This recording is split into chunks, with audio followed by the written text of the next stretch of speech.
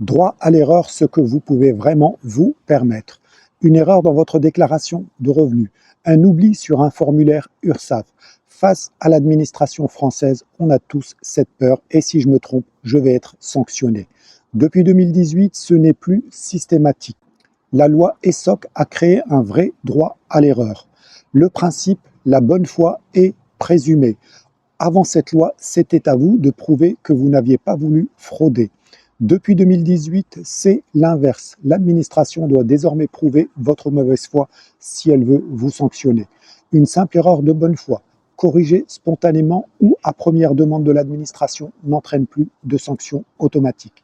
Le vrai critère de partage à clarifier tout de suite, beaucoup pensent que ce droit protège toute erreur commise dans le cadre d'une activité. C'est totalement faux.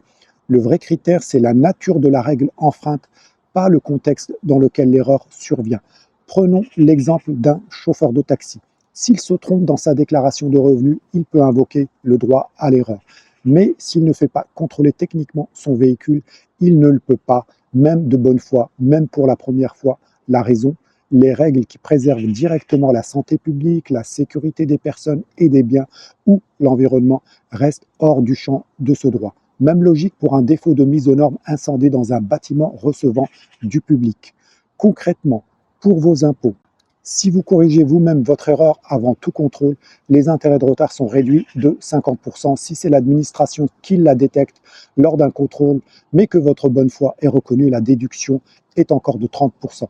Deuxième nuance essentielle, ce n'est pas une seule fois dans sa vie. Beaucoup pensent que ce droit ne s'applique qu'à la toute première erreur qu'ils commettent une fois pour toutes. C'est faux également. La condition exacte, c'est l'absence de récidive sur la même obligation. Vous vous trompez une année sur une case de votre déclaration de revenus, une autre année sur une autre case. Ce sont deux erreurs distinctes. Chacune peut bénéficier du droit à l'erreur. Ce n'est que si vous répétez exactement la même erreur sur le même point année après année que la récidive est caractérisée et que le bénéfice disparaît. Face à la complexité réelle de l'administration fiscale et sociale française, il est parfaitement possible de se tromper régulièrement sans que ce soit jamais la même erreur. Le droit à l'erreur a précisément été pensé pour cette réalité, pas pour offrir un joker unique à utiliser une fois dans sa vie. La vraie fragilité du dispositif maintenant, la frontière entre bonne foi et négligence grave reste largement laissée à l'appréciation de l'administration au cas par cas. Ce flou peut créer des différences de traitement selon l'agent ou le service en charge de votre dossier. Ce qu'il faut retenir, se tromper de bonne foi face à l'administration n'est plus automatiquement sanctionné.